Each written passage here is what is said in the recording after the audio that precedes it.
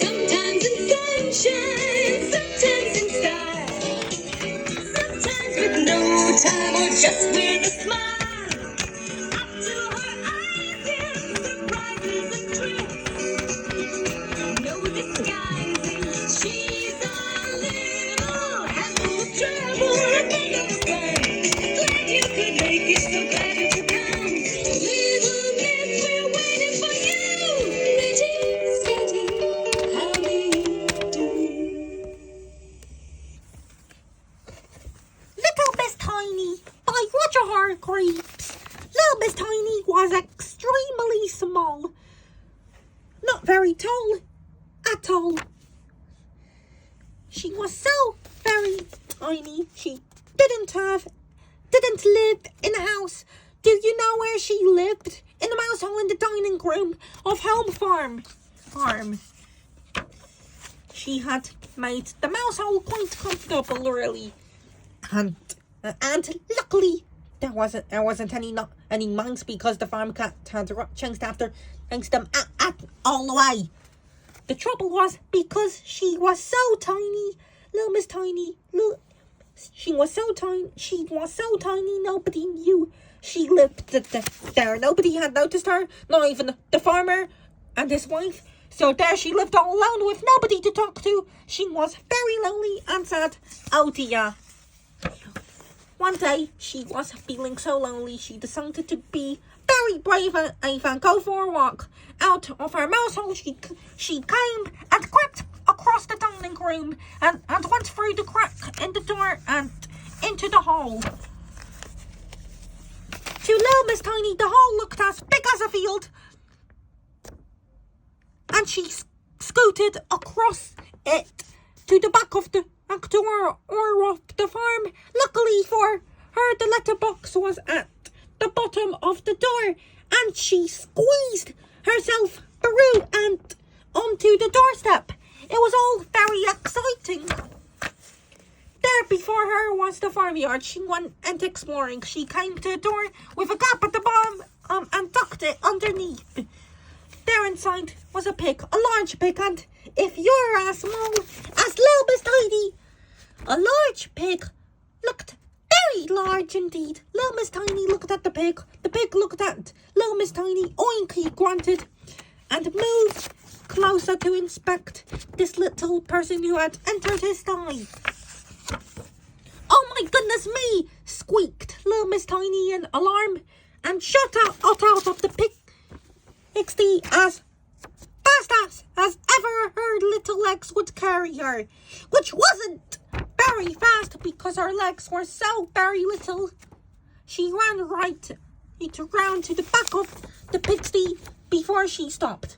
She leaned against the wall and put her hands over her eyes and tried to get her breath back.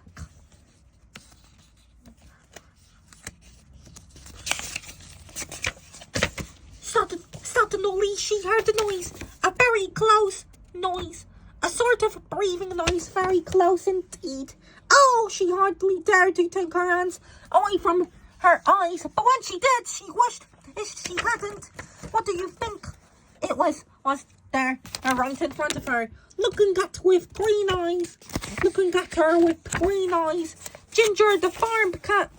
Poor Little Miss Tiny. Ginger grinned, showing his teeth. Help! Shrieked Little Miss Tiny at the top of her voice. Oh, somebody, please help. The trouble was, the top of Little Miss Tiny's voice was not a very loud place. Ginger grinned another her grin. Every day, Mr. Strong went into Home Farm to buy some eggs. He liked eggs, lots of them. That's why he was walking home across the farmyard when he heard a very tiny squeak. He stopped. There it was again, around the corner. He looked around at the corner and saw Ginger and the poor trapped Little Miss Tiny. Shoo, said Mr. Strong to Ginger, and picked up Little Miss Tiny very gently. Hello, he said. Who are you? I'm Little Miss Tiny.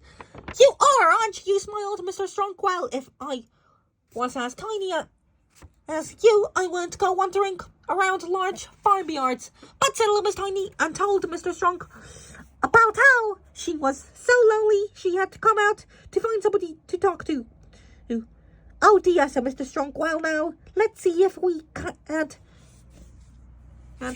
find you some friends to talk to. And now every week Mr. Strunk collects little Miss Tiny and takes her off to see her friends. 3 weeks ago he took her to see Mr. Funny, who had told her so many jokes she couldn't stop. She just couldn't stop laughing all day. 2 weeks ago he took her to see Mr. Greedy. He told her his recipe for his favourite meal, but that's much too much for little Miss, for tiny little me, she giggled. Mr. Greedy grinned. For you, he said, divide by 100.